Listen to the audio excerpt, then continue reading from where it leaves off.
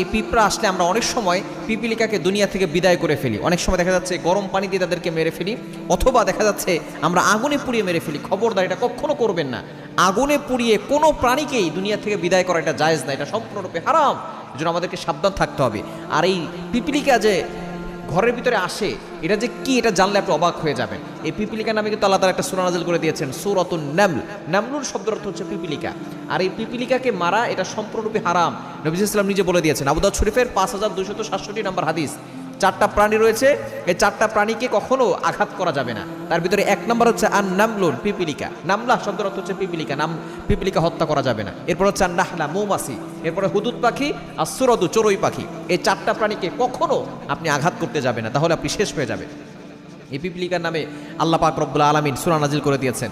এবং সুলাইমান আলাইহিস সালামের একটা ঘটনাও রয়েছে। হযরত সুলাইমান আলাইহিস সালাম যখন তার সৈন্যবাহিনী নিয়ে যাচ্ছিলেন, এমন সময় পিপিলিকার একজন সর্দারনি ছিল, রানী ছিল। সে সকলকে ডাক দিয়ে বলছেন, এই 19 নম্বর পারা 17 নম্বর পৃষ্ঠার 2, 3, 4 নম্বর লাইন সূরাতুল নামলের 17, 18, 19 নম্বর আয়াতে চমৎকার করে আল্লাহ তাআলা জানিয়ে দিয়েছেন। ক্বালাত নামলাতু ইয়া আইয়ুহান নামলু দুখুলু মাসাকিনাকুম লা ইয়াহতিমান্নাকুম সুলাইমান ওয়া জুনুদুহু ওয়া হুম লা ইয়াশউরুন।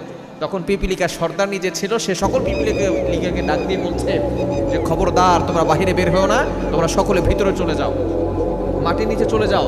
কেননা যে সুলাইমান সালামের সৈন্যবাহিনী আসছে, হতে পারে তাদের অজানা অজ্ঞত সারেই তোমাদেরকে মাটির সাথে পিষে ফেলবে।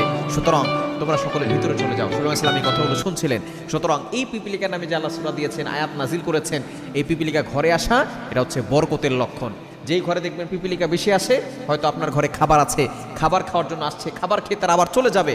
কিন্তু এই পিপিলিকা যদি আপনি মেরে ফেলেন, তাহলে কিন্তু আল্লাহর কান করে আপনাকে জবাবদিহি করতে হবে। পিপিলিকা ঘরে আসলে ওই ঘরের ভিতরে আল্লাহ তাআলা বরকত নাজিল করেন, রহমত নাজিল করেন। আল্লাহ পাক রব্বুল আলামিন ওই ঘরের ভিতরে রিজিক বেশি বেশি করে দান করেন। এজন্য পিপিলিকা আসা হচ্ছে বরকতের লক্ষণ।